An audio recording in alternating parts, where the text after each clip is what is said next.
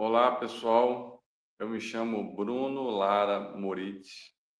Eu sou músico, sou guitarrista, compositor, sou mestre Reiki, sou artista marcial, sou astrólogo e por aí vai. Hoje eu não quero falar de nenhum desses assuntos. Eu quero contar um pouco da minha história de sobrevivência, que eu intitulei até o prezado momento como o anti-herói do próprio inferno. Então, se você estiver muito sensível a esse tipo de conteúdo, não recomendo assistir esse vídeo. Caso contrário, se você esteja com disposição e queira entender um pouco mais da história de uma pessoa que sobreviveu a diversos tipos de violências, então pode continuar assistindo, porque a ideia aqui é relatar os fatos na íntegra, sem corte. Então vamos lá, vamos começar. Então, eu nasci, cheguei a esse mundo há 40 anos atrás, com a identidade de Bruno, que é o nome que me deram. Antes de eu nascer, meu pai já batia, violentava minha mãe, né? E eu estava ali na barriga. Então, eu estava ainda no processo, né, de gestação da minha mãe. E após o meu nascimento, as coisas não mudaram muito nesse aspecto. Meu pai e minha mãe eram dois degladiadores. Minha mãe também agia de forma extremamente violenta e manipulativa com meu pai, e meu pai queria exercer o poder financeiro e a violência, né? Então, os dois viviam se batendo praticamente de forma diária e cotidiana. E eu, uma criança ali, que queria brincar de Lego e que ficava com medo dos próprios pais, que diziam que se amavam, e eu tinha que correr para o quarto da minha avó, porque numa dessas brigas que eles tiveram, extremamente violentas dentro de casa, com ameaças físicas, ameaças a nível mental, enfim, com nenhum tipo de integridade, né, e respeito a uma criança, que era o próprio filho, quebraram o brinquedo do meu Lego. Eu estava ali brincando simplesmente. Então, você já percebe que esse nascimento já é um nascimento muito visceral, muito violento. Obviamente que eu vou expandir para outros componentes e parentescos, assim por dizer, né? As pessoas não ficaram muito contentes, né, pelo fato de eu ter nascido. Talvez a minha mãe sim, que ela desejava ter um filho, porque ela já tinha abortado, mas os familiares, assim, né, eu chamo de parente, né, de família, né? Tem uma diferença muito grande na vida isso. Com o tempo eu fui percebendo. Os parentes ficavam incomodados, porque eu era o único menino, homem ali, né, da família. Então eu acabei recebendo uma atenção maior por conta disso. Família tradicional, aquele papo todo. É, e desde esses primórdios, meu pai tinha uma figura de autoridade porque era uma pessoa que tinha uma situação financeira boa. Então, as pessoas, né, as minhas tias e posteriormente as minhas primas, elas mamavam na teta do meu pai, né? O meu pai pagou colégio, pagou conta de luz, conta de gás, aluguel para minha tia, para as minhas tias, para minhas primas, enfim, ele era um provedor, né? Então as pessoas tinham medo dele, por um lado, mas por outro lado, sabiam que ele daria conta de pagar a deficiência financeira que elas, naquele momento, e depois também continuaram assim, não poderiam gerar renda. E isso aí é uma questão muito complexa que eu vou aprofundar ao longo da nossa conversa. Então, eu nasci nesse berço de hipocrisia e violência. Eu lembro que uma maneira que a minha mãe tentava suprir, né, apagar um pouco dessa violência, trazer uma certa ludicidade, uma certa leveza para uma criança, era me dar presente. Só que eu descobri muito cedo, né, essa questão do mundo material, que eu tinha tudo que eu queria materialmente, né, uma criança que teve todos os presentes, mas eu me sentia tão mal com aquilo, eu não sabia, na época, entender por que que eu me sentia tão mal com aquilo. Mas, na verdade, eu fui entendendo que isso era uma forma de calar minha boca, né, ou de tentar recompensar todo aquele estresse, todo aquele ambiente violento, para que eu pudesse, assim, não, toma aqui um brinquedo para você brincar. E o que que eu fazia? Geralmente tinham duas atitudes primordiais.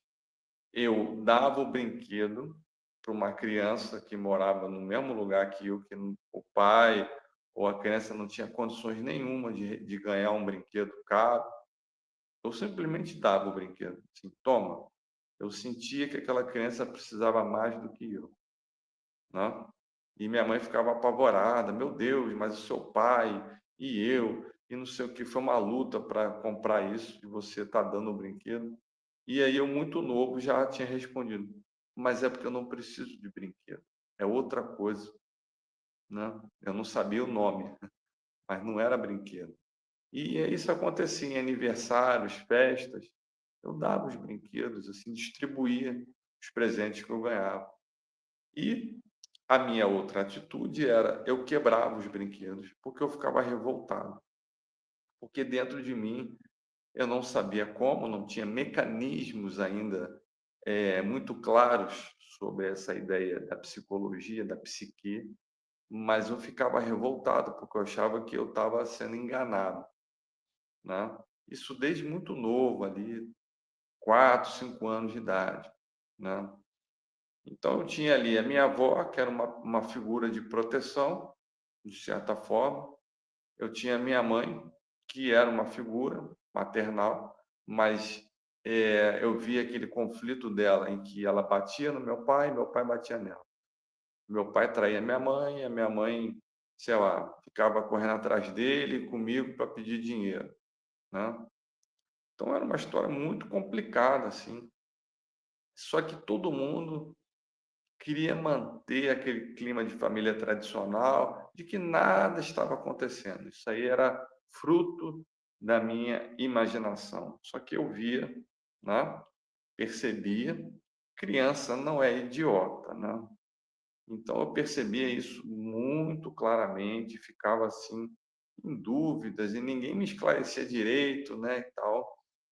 Porque, de certa forma, a maior parte das pessoas era cobertada pelo financeiro do meu pai. Então, ninguém queria se comprometer em falar alguma coisa que sabia que depois não ia receber dinheiro, né? Isso é uma questão. E aí, com o passar do tempo, né, eu me mudei, fui morar em outro lugar. Com 8 anos de idade, eu sofri um abuso, fui abusado. Eu e outras crianças, né, foram abusadas, assim, à luz do dia, em um domingo, tá? E eu nem sabia o que estava acontecendo comigo. Quando eu cheguei, contei para minha mãe ficou desesperada, foi a única pessoa que tentou fazer alguma coisa por mim. As minhas tias ignoraram, teve uma tia até que riu, achou graça, eu não sei se riu de nervoso, ou tipo assim, "Ah, essa criança aí é delirante, né, e tal". E, enfim, já me enxergaram como um problema, né? Esse garoto é um problema, né? Então, ninguém queria ver a realidade das coisas, queria ver que eu era simplesmente era um incômodo, né? Eu já nasci como um incômodo, por eu ser um sujeito que não seguia as regras ali, né, da família e tal, do que era imposto. E, enfim, passei por um episódio traumático. Isso incomodou as pessoas, porque, tipo assim, lá vem uma dor de cabeça desse garoto aí. Não fizeram nada. Fingiram que isso é uma coisa assim, isso acontece, né? Isso dói e passa. E eu fui humilhado várias vezes, né? Eu fui para o colégio, eu ia de carro com a minha mãe, e aí o pessoal gritava, né? Viadinho, que não sei o quê. O prédio inteiro onde eu morava tirava sarro de mim, achava engraçado, entendeu? Ter sido abusado. E aí, depois, né, que a coisa foi ficando mais séria, porque os pais das outras crianças que foram abusadas, que eu não conseguia ajudar ninguém, porque eu não conseguia nem me ajudar, eu era uma criança de 8 anos, e um cara de 17 anos abusou das crianças, e outros caras também fizeram isso, né? Então, assim, os outros pais tentaram ali, enfim, mas ficou tudo velado, né? E o condomínio respirava hipocrisia, assim como já existia isso dentro da minha casa, só que agora num ambiente maior, né? Então, desde muito cedo eu fui detectando a hipocrisia, a mentira, a violência do ser humano.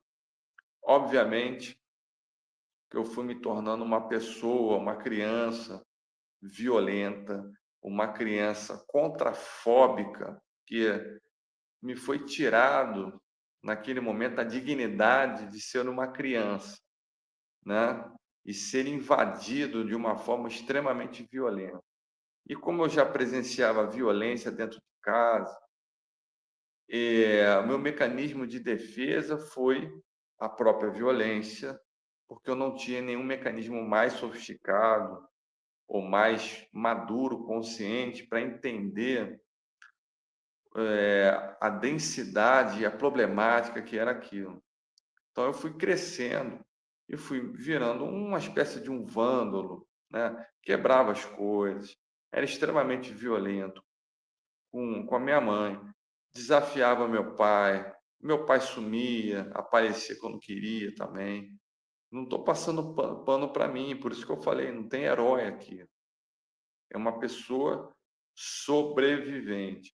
E eu fui sobrevivendo à violência naquele primeiro momento, sendo violento, né? Extremamente violento e ameaçador. Comecei a praticar artes marciais, comecei a fazer exercício físico, né? Exercícios calistênicos, depois academia, isso ali com 12, 13 anos, porque eu tinha que me fortalecer para não ser abusado, nem físico, nem mentalmente, porque dentro da minha casa a violência era instaurada, era instalada, e fora de casa ela também existia. Então, eu tinha que provar para as pessoas que elas tinham que me respeitar. Então, era na base do ódio, da porrada, da violência, porque senão não havia respeito, né? Ali, por volta dos 13 anos, eu tive que conviver durante um longo tempo com um cara que abusou de mim, né? Foi capitão do time de futebol que eu joguei. E meus pais na plateia ali batendo palma, como se nada tivesse acontecido. Eu ressalvo que minha mãe foi uma pessoa que tentou, mas eu acho que por medo, talvez ela tenha recuado.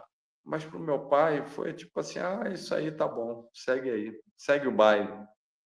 E eu convivi com isso e com o bullying e com a violência de outras crianças e de outros adolescentes que eram mais velhos, né?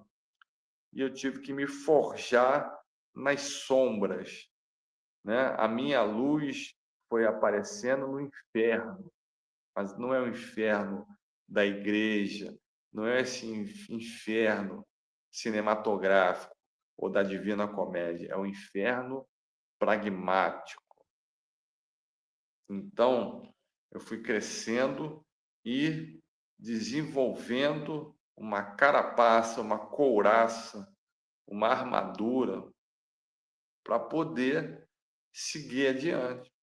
né?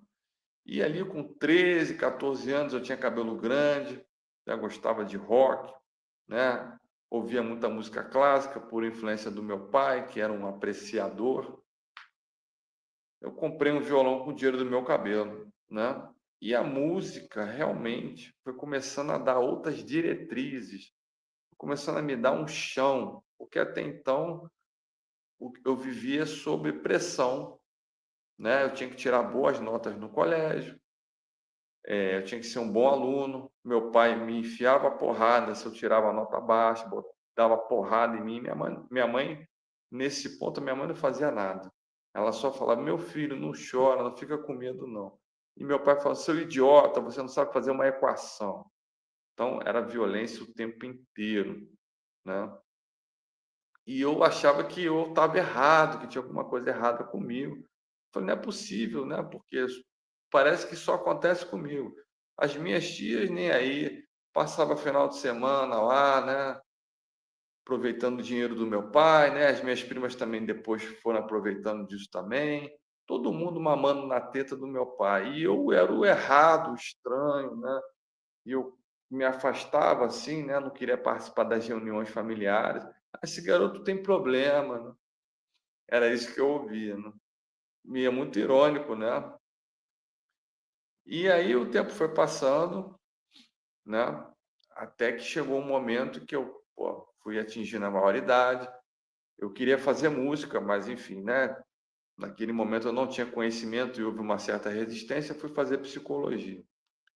Estava na faculdade de psicologia e tudo mais. Consegui, apesar de tudo, viver uma adolescência, uma parte da minha infância até, como uma criança comum, como uma criança que brinca, uma criança que vai para a rua, que apronta. Eu era um menino, um rapaz assim, né, jovem, muito serelepe, muito assim, brincalhão.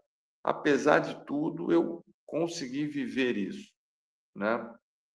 Muitas paqueras e tal, apesar de toda essa violência e de terem me sabotado ali de várias formas. Desistir era uma opção muito fácil e muito confortável também, porque, enfim, eu tinha inúmeras justificativas para fazer qualquer merda, né?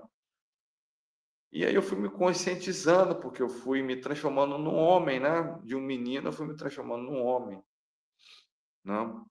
Isso incomodava porque eu era o diferente da família, né? Era uma família, eu nem digo que era família aquilo ali, né? Era um bando de parente e era um núcleo feminino muito forte e nasceu um homem, um menino, né? E começou a incomodar porque eu comecei a chamar a atenção, porque eu não estava dentro daquelas regras ali, né? Daquela, daquele núcleo, né? Não tem nada contra o feminino, estou falando sobre aquele núcleo de pessoas ali que exerciam, em sua maior representação, uma figura conectada a esse tipo de situação. Então, incomodava. Por quê? Porque um menino, né, um homem ali em formação, enfim, era diferente, né? A minha forma de ser, um rebelde, pelo meu histórico, pelas coisas que eu já contei aqui, eu não obedecia, né? E, enfim, eu fui me tornando uma pessoa violenta porque eu precisava ser tão violento quanto aquilo que me violentou. Então, eu não passo pano para mim, né? Falo novamente sobre isso. Então, eu tive que enfrentar tudo e a todos. Eu lembro que uma vez meu pai falou que eu ia para o inferno por conta de eu ter sido violento. Eu falei: pô, logo você que vai falar isso para mim, né? E, enfim, então eu era muito reativo com tudo, xingava, batia, quebrava as coisas e tal, né? Mas era o que eu tinha, porque eu tinha que sobreviver. Não tinha nenhum outro recurso. Ninguém me ensinou nada. Eu aprendi na marra. E eu posso dizer, eu não tive educação. A educação que eu tive foi forjada através das minhas experiências traumáticas. tá? Então, beleza. E meu pai, né, tinha um casamento, né, que depois foi descoberto com o tempo. Ele tinha 2 famílias, né, então eu tinha irmãos por parte de pai, que eu nem sabia que existia. Esses irmãos também cagaram para mim, né, estou há 15 anos na justiça com ele, né, aí entra são outros 500. Então esses irmãos cagaram para mim, né, então era violência tanto da parte dos parentes da parte da minha mãe, quanto da parte de pai, nego não estava nem aí para mim. Eu era mais um incômodo ali. "Ah, vem esse cara aí", né, que filho é igual perante a lei, né. Então tá, vamos lá, muita informação, né, então eu estou tentando sintetizar. Eu fui realmente me apaixonando pela música, e a música foi me dando substância, foi me dando dignidade, né. Tocar não era só apenas uma coisa de depois, né, de ser uma profissão, era uma cura, era algo que me trazia dignidade e reconhecimento, não exatamente só pelo reconhecimento mundano, o reconhecimento de mim mesmo, né, daquilo que ficou estilhaçado, que quebrou, mas não, sucumbiu, né, mas ficou cheio de cicatrizes enormes. E aí, beleza, eu saí, me mudei daquele lugar, né, repentinamente, vim para um lugar totalmente metropolitano, selvagem, barulhento, tive síndrome do pânico, nego, as pessoas nem aí falavam que isso era coisa de viado, tal, eu em pânico com tudo, com medo e tal. Continuei tocando, continuei meus treinamentos de arte marcial e, enfim, rodei por vários lugares, igreja católica, candomblé, umbanda, budismo, taoísmo e etc. Fui aprendendo muito sobre a espiritualidade, porque a religião não me convencia, né. Fui estudando muito psicologia, comecei a ter um pouco mais de alicerce, né. Eu lembro quando eu fiz 18 anos, foi muito marcante, né. A minha tia, que é uma pessoa muito gentil, né, não tenho mais contato com ela, não sei se ela mudou, mas até então, né, eu acordei com 18 anos com a seguinte frase, né, quando era o meu dia do meu aniversário, ao invés de eu receber parabéns, comum, né, um hábito costumeiro, a minha tia falou: "Seu vagabundo que fica tocando música, guitarra, vai arrumar um emprego, porque seu pai vai morrer, seu vagabundo, né, seu idiota". No meu ouvido, assim, sabe, eu estava acordando, no meu aniversário, a minha tia, assim, já falando e sussurrando no meu ouvido. E depois eu acordei, ela falou em alto bom som. Então, mas tu vê o nível de carinho, né? E depois justificavam que isso era uma preocupação. Não, para mim isso era maldade mesmo, entendeu? Era podre, hipócrita, hipócrita, hipocrisia. Então, eu fui crescendo no meio de parentescos hipócritas, só me visitavam para pedir dinheiro, ou pediam dinheiro para minha avó, ou pediam dinheiro para o meu pai, entendeu? Era um Airbnb daquela época, né? E aí, quando eu mudei para um lugar que meu pai, assim, queria mudar, e esse lugar é um lugar que realmente, assim, demanda de maiores recursos materiais, é um lugar, de certa forma, privilegiado, né? No sentido, assim, né, de ser um lugar, assim, que muita gente queria morar, no sentido material da coisa. E aí eu fui percebendo cada vez mais como o material, simplesmente o material, ele tinha uma dissonância comigo, porque eu falava: "Porra, se ter dinheiro e status sociais é isso, eu não quero ser uma pessoa rica, eu não quero ter tanto dinheiro, só quero ter o suficiente para poder comer e ter o mínimo de dignidade", né. Tanto que quando eu era pequeno, eu doava, né? Eu sempre tive os brinquedos todos que eu queria, porque era a forma da minha mãe, né, tapar o sol com a peneira, né? Tipo assim, ela me dava todos os brinquedos, já pegava o dinheiro do meu pai, toma aí. Então, quando eu tinha esses problemas, né, por conta do abuso, por conta de toda aquela violência, o brinquedo era uma forma de, né, era uma forma de calar minha boca, né? Por mais que ela podia ter até uma boa intenção ali, uma intenção lúdica, maternal, mas também tinha um pouco disso no inconsciente da coisa. Então, eu lembro que eu tinha 2 reações. Eu fazia o seguinte: eu doava o brinquedo para uma criança que eu vi que não tinha condições de ganhar um brinquedo caro, eu me sentia feliz com aquilo. Não porque eu me ache uma pessoa boa, mas é porque eu sentia uma necessidade de fazer algo que eu achasse bom, né, não porque eu me achasse uma pessoa boa. E às vezes eu destruía o brinquedo porque eu achava que eu estava sendo sacaneado. Então, desde muito cedo, eu já tinha uma percepção muito interessante sobre a realidade. Eu falava: "Pô, estão me sacaneando, estão me dando esse negócio aqui", que é como se estivesse falando assim: "Cala a boca, não finge que nada aconteceu com você". E eu via a porrada comer todo dia dentro de casa, né, todo dia, todo santo dia. Meu pai sumia, depois aparecia, assim, como se nada tivesse acontecido. E eu não consigo passar pano para nenhum dos 2, porque era um batendo no outro, né. Era minha mãe pegando meu pai em flagrante em motel, destruindo o carro dele, batendo nele com para-brisa, o caralho, arrancando um monte de coisa, dando porrada no meio da rua, porrada dentro de casa. Então, assim, eu falei: "Cara", e as pessoas dizem que se amam, então, assim, por isso que eu tenho dificuldade de amar, né, porque eu falo, né, ficou traumatizante a minha cabeça, no meu emocional, né.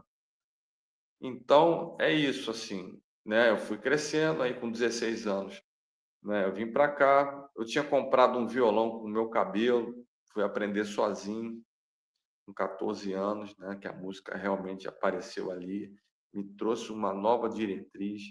Com 16 anos eu comecei a tocar guitarra, mas eu já gostava de música clássica, por influência do meu pai. Aprendi coisas, né, a tocar, depois vi rock and roll, jazz, blues e por aí vai. Mas eu não quero aqui estender minha conversa para música. São só passagens aqui, né. Aqui é o Bruno sobrevivente, o anti-herói do próprio inferno. Então, o que aconteceu a partir dessa minutagem aí? Eu fui sobrevivendo a esse caos.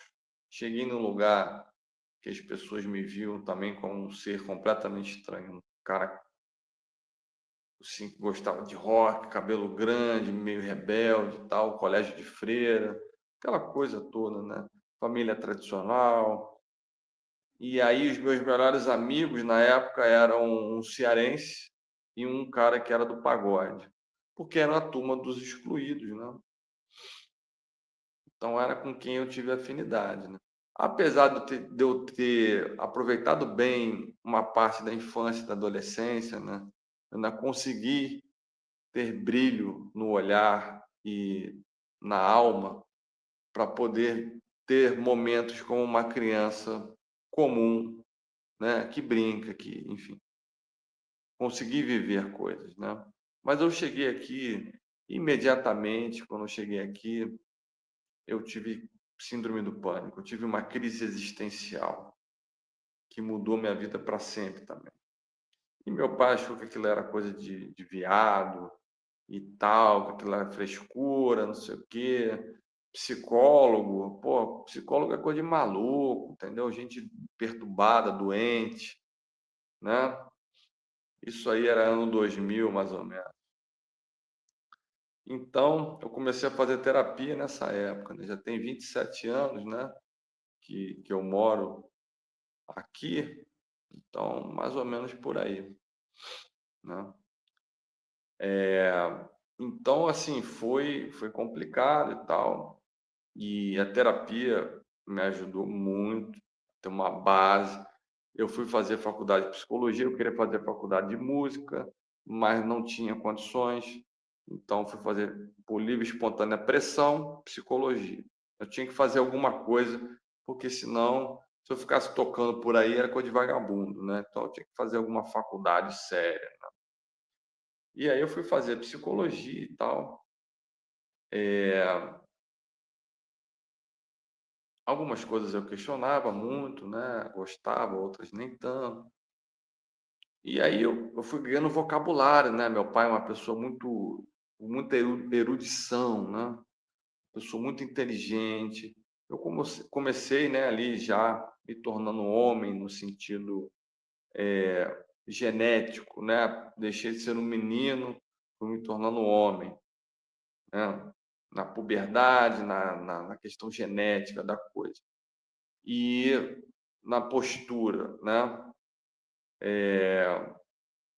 Depois de ter vivido muitos traumas, muitas situações, eu comecei a confrontar o meu pai. Espera aí que travou aqui o vídeo, ou não? Voltou. Eu comecei a confrontar o meu pai, aquela figura de autoridade, de poder, porque a psicologia foi me dando conhecimento. Até um dia que eu estava no quarto, tocando violão, estudando música, meu pai me deu uma porrada. E aí praticamente quebrou meu violão. Eu levantei e, por legítima defesa, eu falei: não vou apanhar de ninguém. Já sofri o diabo nessa vida. Não é porque meu pai que tem o direito de sair me metendo a porrada. Agi por legítima defesa. Derrubei ele no chão, né? Fui para cima. Criei um movimento contrafóbico, assim por dizer. E a minha mãe ficou desesperada. Meu pai falou que ia me denunciar e tal. A minha mãe falou: você não vai denunciar ele porque você bateu em mim quando ele estava na minha barriga. Aí eu saí de casa, fui morar fora de casa, fui morar com a minha tia. Minha tia é muito militarista, né, na sua forma de ser, né? Achou que ia me dar um corretivo, né? Porque ela não entendia que tudo que eu sobrevivi, todos os traumas que eu vivi, eram questões muito sérias. Ela achava que era babaquice da minha parte, então eu tinha que tomar um corretivo, né? Tipo assim, comigo ele vai entrar na linha, vai acordar às 6 horas da manhã, aqui é quartel-general, né? Então, quartel-general, né? Você já sabe com que tipo de associação, e não é mera coincidência, né? Com que você pode associar esse tipo de pessoa. E aí, o que acontece? Eu tinha que acordar no horário que ela estipulava, porque era uma lei. A casa dela era uma lei, certo? Não tinha esse papo, não. Era lei, acabou, entendeu? Engole seco aí, engole o teu choro aí, foda-se. Beleza. E eu tava lá estudando guitarra, tal, né? Levei minhas coisas para lá. Um belo dia eu estava estudando guitarra, era uma segunda-feira, à tarde, assim. Não sou um músico que botava a guitarra num volume alto, eram tipo 2 horas da tarde, né? Pós-almoço. Tinha aqueles pit boy, aqueles playboy, morava no andar de cima, um padrasto. Eu estava tocando aí nos fundos do quintal da minha tia. O cara me tá com uma bomba, bicho, uma bomba. Na época se chamava cabeção de negro, bomba caseira, enfim. Cara, eu só não perdi a minha vida, não estourei a meu tímpano, ou não fiquei com uma queimadura de segundo grau, e eu não estou exagerando, porque a bomba veio assim, ó, que tinha uma parede. Mas eu fiquei assim, surdo, de certa forma, por quase 10 minutos, e com um bando de fumaça na minha frente. Eu falei: que porra é essa? Como assim? E eu estava com um amigo que estava me ensinando um negócio, estava lendo partitura, entendeu? Estava concentrado ali, depois estava improvisando. Me tacam a bomba, cara. Aí a primeira atitude que eu falei é: eu vou fazer um BO, um boletim de ocorrência. A minha tia não deixou fazer, minha tia me barrou, falou que eu não ia fazer nada. Aí eu falei: pô, bicho, como assim? Eu fui abusado com 8 anos de idade. Esse pessoal vinha na minha casa para pegar dinheiro da minha avó e do meu pai, né? Ela, né, minha outra tia, depois as minhas primas, né? Meu pai pagou faculdade, pagou casa, aluguel, caralho, para todo mundo. Então o pessoal achava que era um Airbnb, né? Fizeram o que queriam, passavam o final de semana na minha casa, iam para a praia, não lavavam uma louça, né? Usavam internet, faziam tudo. Depois iam para a casa deles. Minha mãe pagou até casamento de prima. E aí eu falei, pô, que porra é essa? Fazem o que querem, quando eu me ferro, finge que não acontece nada, eu não tenho direito, vou me calar de novo, eu vou ficar calado de novo. Já me sacanearam pra cacete aqui com várias histórias. Eu falei, não, bicho. E aí eu estava sem falar com meu pai, né? Minha mãe em cima do muro, né? Eu falei assim, pô, bicho, como? Meu pai era perito. E aí, nesse momento, eu solicitei, né, a ajuda dele, e ele falou: a bomba veio lá no andar de cima mesmo, não veio de outro lugar, não. Então, foi aquele cara. Né? E aí eu falei: pô, tem que fazer alguma coisa, né? Minha tia, não, não faça nada, né? Não sei se por medo ou porque é covarde mesmo. Eu acho que é covarde, um pouco dos dois. Mas isso é uma covardia, entendeu? Sempre foi covarde. Era uma pessoa autoritária na hora de querer ser moralista e apontar o dedo na cara dos outros, mas quando não era com ela, espetacularmente covarde, né? E aí o que aconteceu? Ela foi lá e tal, fingiu que nada aconteceu, né? Ficou uma coisa assim, um inquérito em cima da situação. Tinha uma Copa do Mundo, ela na maior cara de pau me chamou para sentar do lado do cara que me tacou a bomba, para fazer um fair play, né? Para tipo assim, não, vamos esquecer o passado. Eu falei, pô, peraí, bicho, o cara me tá com uma bomba, podia ter morrido, podia ter tido uma queimadura, ter ficado surdo, e eu não fiz nada para esse cara, entendeu? E eu tenho que sentar do lado do cara e fingir que nada aconteceu. Já tive que passar por isso quando eu morei em Jacarepaguá, que o cara que abusou de mim era o capitão do meu time, e estava minha mãe e meu pai batendo palma na plateia, entendeu? Vou passar de novo por mais humilhação. O pessoal ficava me xingando de viado no prédio, rindo da minha cara. Depois todo mundo foi para a igreja, né? Olha que coisa interessante. Eu não tenho nada contra a espiritualidade, mas religião não é comigo. Por conta dessas e outras coisas, né? As pessoas depois se justificam nisso e querem se santificar. Tem medo de coisas que nem sabem do que é ou do que pode ser, mas é só para, né, para uma moralidade ali, né, para dizer que é uma pessoa do bem. E religião não tem nada a ver com isso, né? Tem muita hipocrisia, né? Espiritualidade para mim já é outra parada. Então é o seguinte, aí voltando, eu fiquei ali atordoado e eu sempre gostei de me relacionar com mulheres mais maduras que eu, né? De idade cronológica diferente da minha.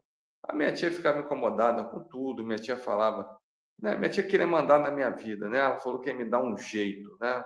Que eu era uma pessoa problemática. E ela estava ficando de saco cheio porque eu estava lá, né? E ela queria jogar o problema de volta, né? Tipo assim, ah, você não mora aqui, você está aqui de passagem. Então é o seguinte, ela ficou lá do jeito dela, tentando, né?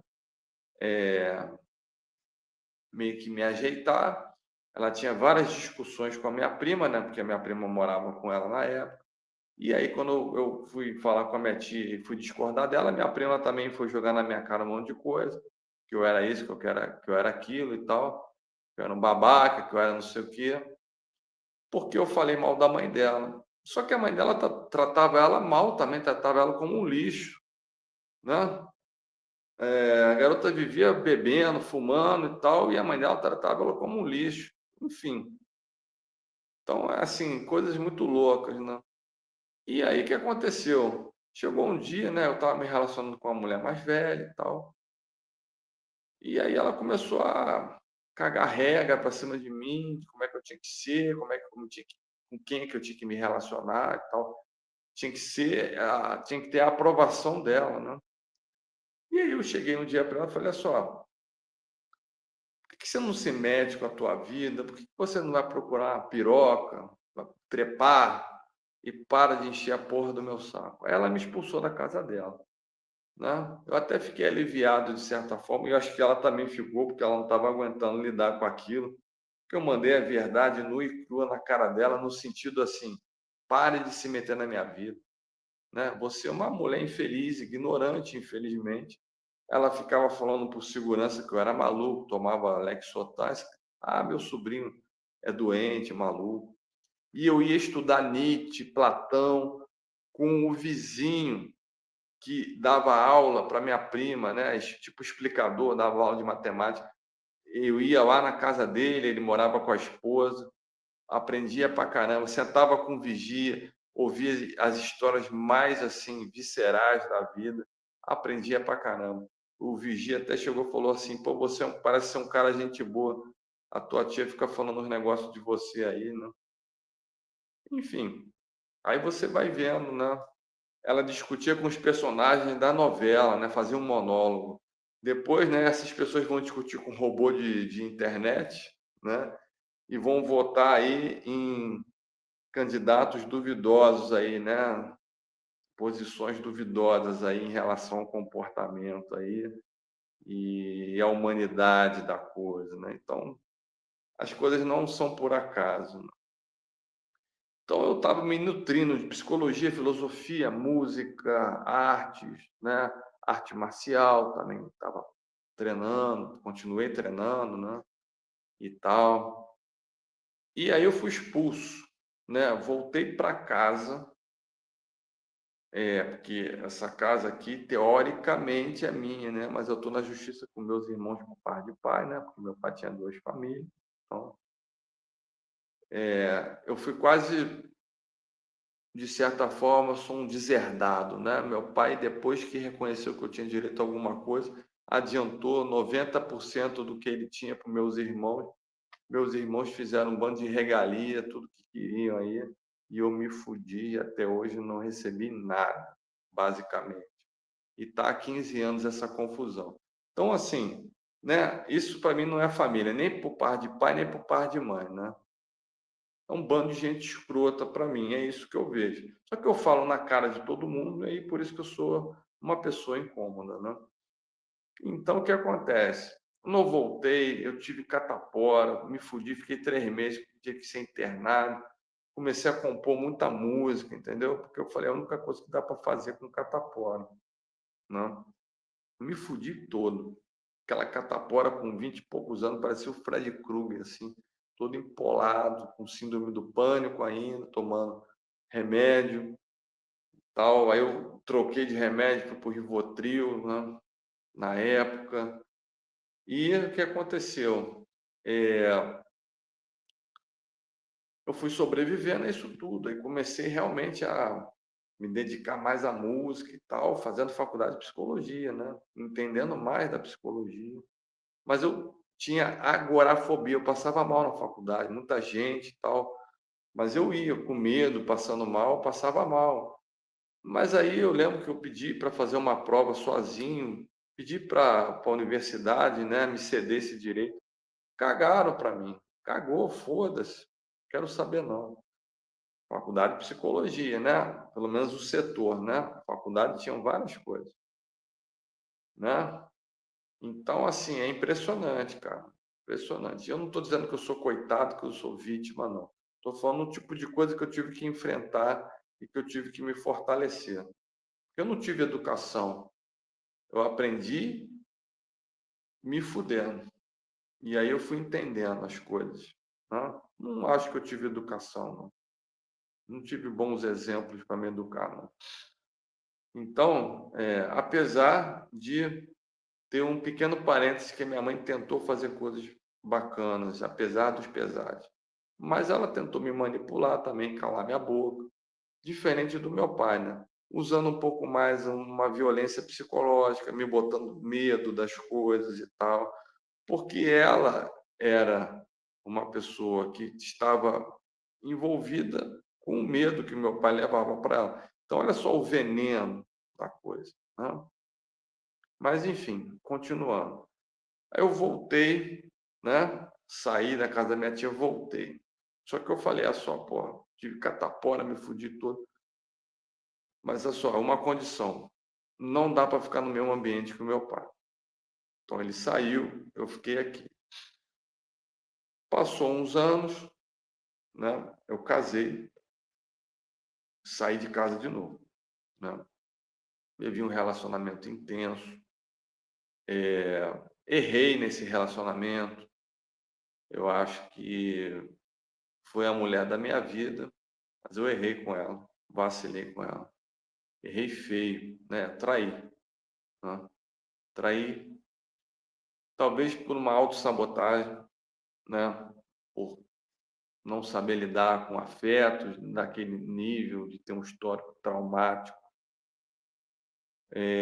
de uma forma estúpida, né? Eu acabei fazendo isso, porque eu ia produzir uma cantora, fui falar com a cantora, a mulher me deu um beijo, eu cedi. Isso é traição também, obviamente, né? Traição não é ir para a cama com outra mulher. Traição é qualquer manifestação que você quebra aquele contrato entre, né, duas pessoas que se casaram, que eu casei no papel mesmo, né? Opa, caiu um negócio aqui. E eu tinha traído também uma ex-namorada com 18 anos, que eu fui noivo também, sabotagem total da minha parte, mas eu não estava aguentando também viver com aquela família. Eu já tinha essa pressão familiar de que música era coisa de gente que ia se fuder e tal. Minha tia falava isso, né, e tal, vagabundo. E a mãe e o pai da menina queriam que eu fizesse alguma coisa que dava dinheiro, porque música eu ia me fuder e a filha dela não merecia isso. Enfim, mas eu sabotei. Não estou passando pano para cima de mim, não. Mas o enredo é esse. Voltando, né? Porque de vez em quando eu volto no tempo, adianto o tempo. Aí é o seguinte, eu, né, fui uma pessoa muito violenta, agressiva, muito contestadora, fui expulso de sala de aula várias vezes, fui violento na minha relação com os meus pais. Comecei a ficar cada vez mais revoltado porque eu começava a estudar as coisas e começava a ver todo aquele cenário e tal. E eu falei, eu tenho que ser violento, porque a minha defesa é essa. Só que a psicologia, a espiritualidade, com o tempo foram me conscientizando. E eu vou dizer para vocês aí, você que está me vendo, eu paguei por toda a violência que eu cometi, com sofrimento, com a minha própria ignorância, com doença, com pânico, com outras doenças, tipo catapora, etc. Tá? Então, eu não passo pano para mim, não. Eu tive que aprender mesmo. Ou você aprende na vergonha a ser alguém digno e procura recuperar essa dignidade perdida e tenta transformar isso em coisas mais edificantes, ou você vira um assassino, um babaca em nível assim interescalar, certo? E eu podia ter todos os motivos para me justificar nisso. Não. Eu resolvi refazer as coisas, né? E aí o tempo foi passando, o meu casamento acabou, eu pedi o divórcio porque eu estava errado mesmo. Tive outros relacionamentos que duraram algum tempo e tal, mas enfim, não vou entrar em detalhes assim tanto, eu quero adiantar um pouco a história. Alguns foram legais, outros nem tanto, tá? Chegamos em 2020, aquele ano fudido, desgraçado. Estava sem falar com meu pai por N motivos, né? A única coisa que amaciava a minha relação com meu pai era a música, né? Meu pai realmente foi a pessoa que me colocou na música no sentido de apreciar essa arte tão bonita, tão linda, tão maravilhosa. E isso que me incentivou a me tornar músico, a estudar música. Não só porque eu fiz faculdade de música e já tocava por aí, mas isso formou muita coisa em mim que depois foi definitivo e continua sendo, né, na minha formação e percepção do mundo, certo? E aí é o seguinte, chegou 2020, né? Eu comecei a ter o hábito de meditar, assim, né? Aprendi nas artes marciais e aprendi por conta do budismo e tudo mais, do reiki. enfim, eu fui aprendendo a fazer essa prática. Na meditação de 2019 para 2020, eu comecei a sentir uma parada, né? Eu tenho uma espiritualidade muito aflorada, então eu senti uma parada me dando um recado: pô, traz teu pai para cá, porque o bicho vai pegar, né? E aí eu falei, beleza, eu vou trazer meu pai para cá. Meu pai já tinha sido expulso da outra casa, né? Porque ele também morou um tempo com a primeira mulher, né? Tal. Era casamento de fachada, briga no tribunal com meus irmãos, que continua até hoje, né? Eu não tenho direito a praticamente porra nenhuma. Ele adiantou tudo para meus irmãos. A legítima, né? Eu fiquei totalmente prejudicado. Vivo aqui, né? Mas assim, posso ser despejado por algum motivo, mas e não tenho nenhum tipo de contato com meus irmãos, porque para mim são três pessoas assim desonestas e mau caráteres. Então, assim, não quero saber. Mas a gente está no processo judicial aí, né? Então, como eu falei, é dos dois lados, né? Tanto de mãe quanto de pai. Só sobrou minha mãe de família, né? Mas vamos chegar lá. Beleza. Meu pai, 2020, né? Meu pai é de 1928. Então, ele tinha 90 e poucos anos aí em 2020. Alguma coisa falou assim para mim na meditação: traz teu pai de volta. Ah. E aí eu falei para minha mãe, eu falei, olha só, traz meu pai para cá. Isso era janeiro para fevereiro, né? Pandemia oficialmente começou em 13 de março, o lockdown, todo aquele panorama bizarro.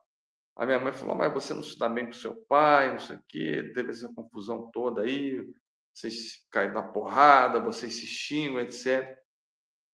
Só quando ouvia a música que a gente tinha paz entre eu e ele, né? Mas no resto era um clima bem estranho.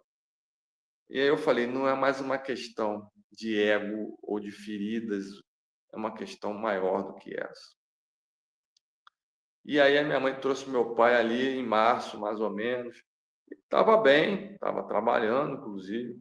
Meu pai trabalhou muito. Nesse ponto aí, ele realmente era um cara que trabalhava bastante.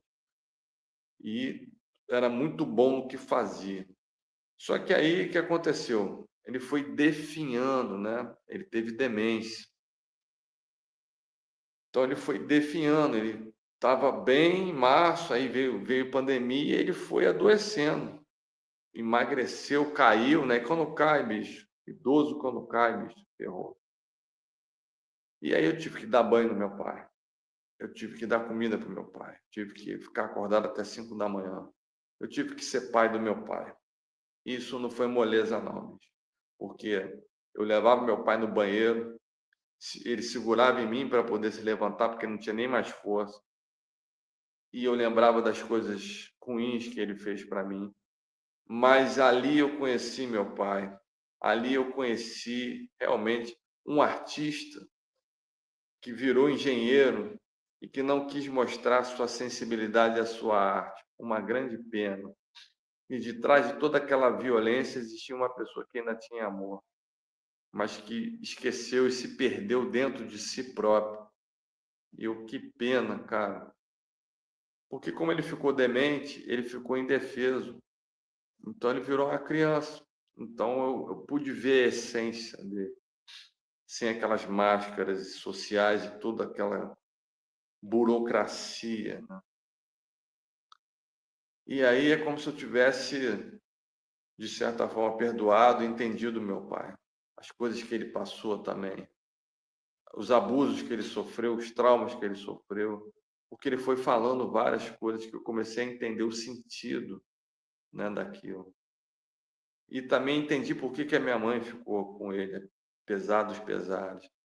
Eu achava que era um interesse material, mas não era só isso. Que ela parou de trabalhar, porque meu pai falou, né? Naquela época as mulheres ficavam um pouco assim. Meu pai falou que ia cuidar da parte financeira, que ela ficasse tranquila, que ela cuidasse de mim e tal, não sei. E ela se anulou. E eu incentivava a minha mãe, falava, porra, vai para a faculdade, caralho, ela foi para a faculdade, não sei o que e tal, não terminou, mas eu incentivei a ela tentar fazer coisas, né? Mas aí minha avó também faleceu em 2012, enfim. E aí as minhas tias sempre jogaram a responsabilidade maior para cima da minha mãe, né, a irmã mais velha, né. Então é aquilo, né, minha mãe é que tinha que cuidar de tudo, né, era mãe de todo mundo, meu pai era pai de todo mundo. Muito louco isso, né. E aí tá, 2020, né, aí minha tia apareceu no finalzinho, meu pai faleceu em setembro. Aí eu avisei meus irmãos antes, obviamente, quando meu pai estava no CTI, avisei a todo mundo e tal. Teve um pequeno momento ali de fraternidade por conta do meu pai. Eu me despedi emocionalmente do meu pai, agradeci a ele, falei que ele foi meu primeiro professor de música e que todos os ensinamentos eu ia carregar para o resto da minha vida, as coisas boas que ele também me trouxe. Mas era difícil esquecer e que eu teria que resolver comigo mesmo, terapia, etc., as coisas ruins, né? Mas eu também queria ver o lado bom. E que bom que eu tive a oportunidade de conhecer esse lado do meu pai, né? Eu toquei guitarra para ele, enfim, toquei em um bando de música que ele gostava. Então foi muito emocionante para mim em 2020, né? E aquele clima todo de Covid, caralho, foi foda. Eu peguei Covid em novembro, né? E aí, beleza, aí eu ficou aquele clima, minha tia veio, ajudou, tal, reconheço, como ajudou também com os meus cachorros, eu, né, eu os amava tanto, assim, ela ajudou nos finalmente ali, que eles estavam doentes, reconheço também que ela ajudou, mas reconheço também que ela fez muita coisa que eu não gostei, e eu preferi cortar meu contato com ela. Mas antes de cortar definitivamente, ela veio morar aqui, porque eu disse a ela: olha só, você vem para cá, porque ela ia ser despejada, mas com uma condição, né? Você me expulsou da sua casa e tal, beleza. Mas com uma condição: não se meta na minha vida, certo? Senão você vai ser expulsa daqui.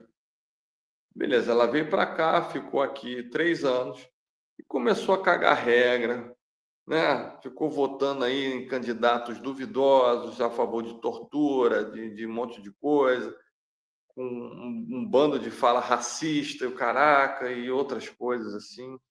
Eu comecei a me incomodar. Minha prima teve uma filha, né? Eu acolhi aqui e tal, deixava a menina aqui com a gente, achava mó barato. Mas eu comecei a falar para ela: olha só, não sei lidar com a sua mãe, já tem problemas com a sua mãe, antes de você nascer, né? Então, assim, foi muito complicado, né? E eu falava assim: "Tô precisando da tua ajuda, como é que eu lido com sua mãe?". E a minha prima simplesmente falou: "Se vira aí", né? Até que um dia eu falei: "Pô, não, isso não tá certo", né? Eu estava me sentindo um pouco constrangido, porque ela deixava a filha dela aqui, botava foto viajando por aí, Ilha Grande, um monte de lugar, tal, e deixava aqui, e a mãe dela cuidando, né, como se fosse uma babá, e ao mesmo tempo a minha tia sendo extremamente agressiva com a garota, gritando, berrando no ouvido da garota para a garota calar a boca, extremamente racista, enfim, eu comprei uma pizza, né, para dividir irmãmente com todo mundo. A minha tia falou: essa pizza tá uma porcaria. Eu falei: então você vai descer com o seu pedaço de pizza e vai dar a comida para quem não tem o que comer, entendeu? Então, assim, atitudes para mim deploráveis. Não estou dizendo que eu sou santo, que eu sou uma pessoa boa, não, tá? Mas isso para mim não dá. Eu não defino como boa ou ruim, é consequência, né? Então eu fui vendo as consequências. Até que um dia eu achei que ela foi muito covarde, que ela usou a menina como um escudo, né, para não receber ali o chamado, foi muito covarde da parte dela. E ela chegou, botou a garota no meio, eu falei: o meu problema é com você, com a menina não tem problema nenhum. Olha só, o negócio é o seguinte: você vai sair daqui. Não dá mais. São 3 anos, eu não tenho obrigação de ficar aqui ouvindo você ficar dizendo que eu sou isso, que eu sou aquilo, que eu tenho que ser assim assado. Você prometeu que não ia fazer esse tipo de coisa, você está repetindo. E você já me sacaneou muito no passado, entendeu? Você ignorou um monte de coisa e continua, né? Não adianta ir para Jorei, lavar igreja, né? A escada de igreja. isso não adianta nada se na sua atitude você continua sendo essa pessoa babaca. E aí eu expulsei ela daqui e falei, não dá. A minha outra tia também parei de falar, porque minha outra prima só ligava para pedir dinheiro, pô. Na época da minha avó mesmo falava, tudo biscate, só me liga para pedir dinheiro. Esse pessoal aí só me liga para pedir dinheiro. Aí é foda, né? É um interesse material, assim. E aí eu comecei a ser uma pessoa que eu falei, cara, dinheiro para mim é para comer, para ter uma roupa, ter um mínimo de dignidade, né? E fui reformulando a minha maneira de ser, aprendendo com os meus erros, né, que não são poucos, são muitos, e com os erros dos outros também, que eu falei, não quero essa porra. Tem um momento que eu fui tendo outras crises existenciais, passar muito mal e virar um eremita, assim, né? E aí começar a ver a vida de uma outra perspectiva. E falar, eu preciso jogar fora, preciso exorcizar. Eu acho que esse vídeo fala muito sobre isso. Exorcizar os meus demônios interiores e pessoas, coisas que não valem mais a pena, jogar isso tudo no lixo e seguir a minha vida. Se eu vou ficar sozinho, o que vai acontecer comigo, não sei. Mas eu não quero repetir o mesmo tipo de erro que cometeram comigo ou que eu cometi com alguém também, né? Então, esse é o grande aprendizado da existência. E estou aqui na minha luta com a música, né? Sigo firme, apesar dos pesares, da dificuldade de ser músico, né? Apesar de estar com dificuldade financeira, passando por um túnel existencial, olhando para minha própria sombra, conversando com ela diariamente, né? E me reerguendo, né? Renascendo aí como a fênix. Essa é uma síntese da minha existência. Então, por isso que eu me considero o anti-herói na minha existência. Mantenho, né? Minha mãe mora comigo aqui, mantenho uma relação boa, diplomática, depois de muitas discussões e tal, né, discussões verbais muito barra pesada, tal. Enfim, minha mãe é hipertensa e tal. Só que assim, eu não sou uma pessoa de ficar calada, cara. Tem pessoas que são conformadas ou não querem confrontar. Eu prefiro falar as coisas, né? E quem quiser me confrontar, você está errado nesse ponto de vista e tal, pode falar o que quiser, mas eu não vou me calar, entendeu? Então, essa é uma síntese de sobrevivência, de aprendizado, de resiliência, de processo de maturação, processo de individuação, né? Para os mais astrológicos aí, vou resumir aqui. Touro, Sol em Touro, com Lua em Touro, ascendente em Gêmeos, Plutão e Saturno, Escorpião na casa 5, oposição a Sol e Lua. Sol e Lua em Touro, né? Mercúrio e Vênus em Áries. Então, eu acho que daí já é um bom começo aí para quem entende do astrologuês aí da coisa. E para quem não entende, não tem problema. Você pode ouvir a própria história e sentir na sua víscera todo esse caminhar aqui sintético, porque aconteceu muito mais coisa. Mas eu estou sintetizando os fatores assim mais primordiais assim dessa história. Não acho que eu sou herói de porra nenhuma. Eu sou uma pessoa que passou e sobreviveu a violências psicológicas, físicas e até espirituais, assim, eu diria. E tô aí lutando, né? Agora num modo um pouco mais eremita, né? Tô procurando me reerguer e pegar diretrizes, tipo assim, para onde é que eu quero ir. Então é um processo de renascimento muito profundo, né? E é isso, né? essa é uma história sobre sobrevivência, sobre força. Não é só força física. Tenho muita força física, fiz muita academia, agora estou numa fase do Pilates, né? As artes marciais me ajudaram a entender, a usar a técnica com estratégia, não só a força bruta, tá? Né? Então, quando eu vejo que tem uma coisa que não está legal, eu já corto logo, procuro falar numa linguagem mais objetiva, vou percebendo com muita facilidade o que está rolando ao meu redor, né? Acho que eu tenho muita vivência para isso. Não, isso me moldou, me ajudou muito. E procuro não resolver as coisas mais na briga. Tipo assim, acabou, acabou. A não ser que seja uma briga necessária. Então, eu escolho as brigas que realmente isso eu preciso lutar por isso. Então, vou ter que brigar. Então, tá bom. Mas eu digo a vocês, tem coisa que não vale a pena. Cansa demais. E além de cansar, simplesmente você vai perder o seu valioso tempo, né? Então é isso. Eu estou falando doe a quem doer, entendeu? Não citei nomes, mas esse é um enredo, né? E é isso. Agradeço por você ter ficado até aqui e ter assistido.